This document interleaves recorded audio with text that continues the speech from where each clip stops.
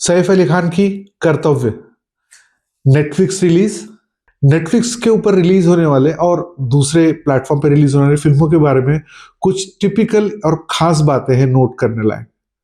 Let's make sense of what this means. Writer director Pulkit, इन्होंने एक दो फिल्म पहले लिखी और बनाई है। इनकी कर्तव्य नाम की फिल्म नेटफ्लिक्स पर रिलीज हो रही है। Red Chillies production and star cast में Saif Ali Khan is the only prominent name.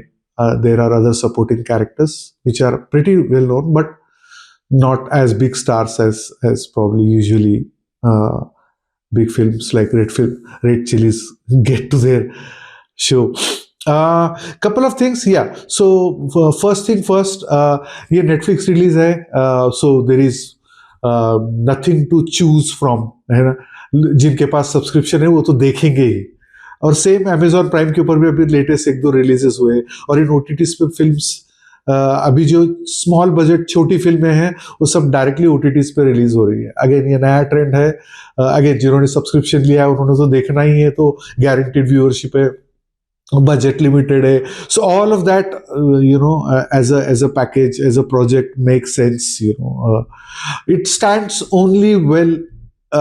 It stands well only when the film is written well. So कर्तव्य में ऐसा क्या खास है जो हम इसको रिव्यू कर रहे हैं? दो तीन एस्पेक्ट है. I'll come to them. But before that, background music and storyline and casting, ये तीन एस्पेक्ट्स है मेनली.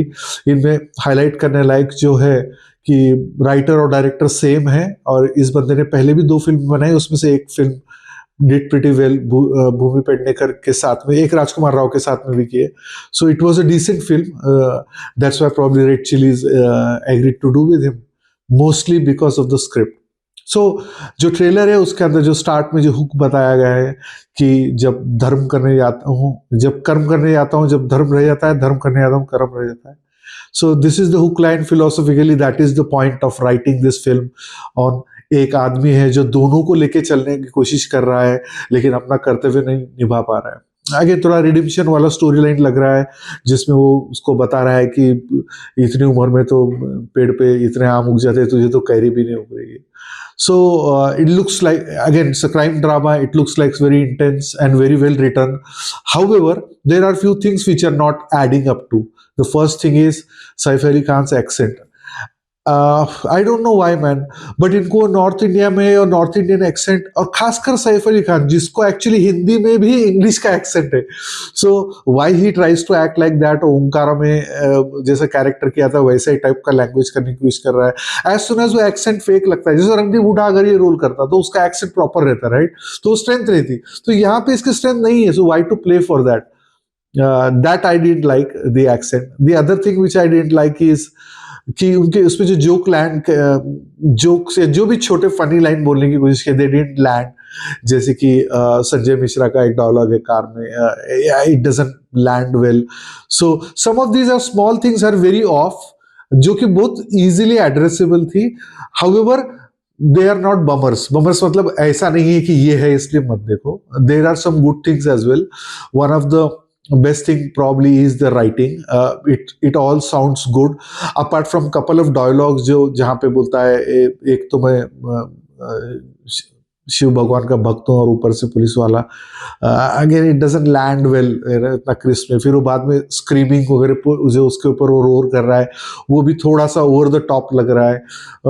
बट अगेन ट्रेलर में अगर ये आ रहे हैं तो फिर अगेन रिस्क होता ही है, राइट. आपको पता है अगर ट्रेलर में ये लीकेजेस हो रहे हैं कुछ चीज़ों के, सो वो मेन फिल्म में कितने होंगे कितने नहीं पता नहीं. So that's why probably I would say कि थोड़ा रिस्की लग रहा है. हाउएवर जो राइटिंग है, जो स्टोरी है, जो लाइन बताई है, वो कॉन्फ्लिक्ट काफी इंटरेस्टिंग है. और ये बात सच है कि खासकर पुलिस वाला इज द बेस्ट एग्जांपल जहाँ पे उसको दोनों की चॉइस हमेशा मेंटेन करनी होती है. बट जनरली पुलिस वाले या फिर सीक्रेट एजेंट के वगैरह जो कॉन्फ्लिक्ट्स होते हैं उसमें the family man stands out, जिसने राइट तरीके से एक कॉमन मैन फैमिली में जो उसकी वाइफ है या उसका फैमिली है और उसका जो बाहर का लाइफ है उसका कॉन्फ्लिक्ट बताया, जो कि फन एंड थ्रिल दोनों में था.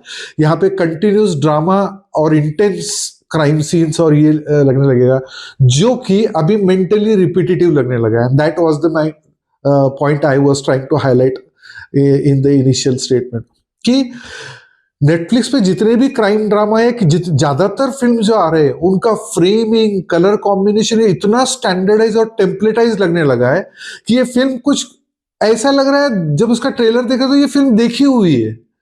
इसके कुछ एस्पेक्ट्स या कुछ यानी पूरे फ्रेम्स और सीन्स देखे हुए लग रहे हैं और वो फ्रेशनेस नहीं रहा है। अभी नाउ फॉर द व्यूअर जिनको आइडिया नहीं है, नेटफ्लिक्स कुछ इम्पोज करता है कि आपने इसी टाइप का कलर स्कीम और फ्रेमिंग यूज करना है, तभी नेटफ्लिक्स के या यही कैमरा यूज करना है। ये भी ऐसे कुछ टर्म्स और कंडीशंस है जो टेक्निकल स्पेक्स उन्होंने दिए होते हैं, उसी हिसाब से फिल्म मेकर को बनाने होते हैं। अब उसमें प्रॉब्लम ये हो रहा है कि सभी फिल्में एक ही टाइप लगने लगी है। अभी अगेन नेटफ्लिक्स कोई टॉम डिक हैरी तो है नहीं, उन्होंने ये क्यों बोला होगा? क्योंकि उनको इतना रैंडम जगह से इतने सारे पिक्चर्स और ये आते हैं, तो उन्होंने क्वालिटी कंट्रोल के लिए एक स्पेसिफिक बनाया और वो टेक्निकली है। They do not care about the content inside. What they care is technically how the film looks, how the film is shot, production values क्या है, और उसी हिसाब से इसके लिए फिल्म रिपीटेटिव लग रही है, जो देखी है पहले भी देखी है लग रही है, उसमें कुछ नयापन नहीं लग रहा है। And again apart only probably the reason why I am reviewing this film and not some of the other OTT releases is because the writing sounds to be spot on. काफी अच्छा लगा मुझे राइटिंग, जितना भी उन्होंने hints दिए हैं मुझे लग रहा है पोटेंशियली अच्छा लिखा हुआ है फिल्म। इसके लिए रेड चिलीज ने भी शायद इनको चांस दिया है। So apart from that again एक लीड कास्ट में सैफ अली को लिया और बाद में अगेन सेम फॉर्मूला, ओटीटी के typical character Sanjay Mishra, Rasika Duggal, and इस बार अभी नया डेब्यू है सौरभ द्विवेदी जी का, जो कि लल्लन टॉप से पत्रकार से वो फिल्म्स में आ गए। I think he is living his dream, उनकी जिंदगी काफी ड्रीमी चल रही है। He is getting chances to do things which he always dreamed of. Good luck to him if he does well, but जितने एक दो डायलॉग्स उसमें लग नहीं रहा है कि वो एक्टर है। ऑफकोर्स वो प्लेन इससे बात कर रहे हैं, may be that is part of maybe that is part of characterization, we don't know. So potentially yeah, जिनके पास नेटफ्लिक्स है फिल्म जरूर देखना, just for the sake कि इसकी राइटिंग काफी अच्छी लग रही है। Otherwise I don't know man, ये टिपिकल टेम्पलेटाइज्ड कंटेंट लग रहा है which Netflix keeps feeding to the people so that people stick to the subscription and not quit.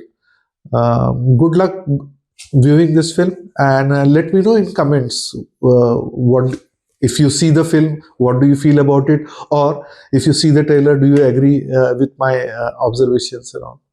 Thank you very much.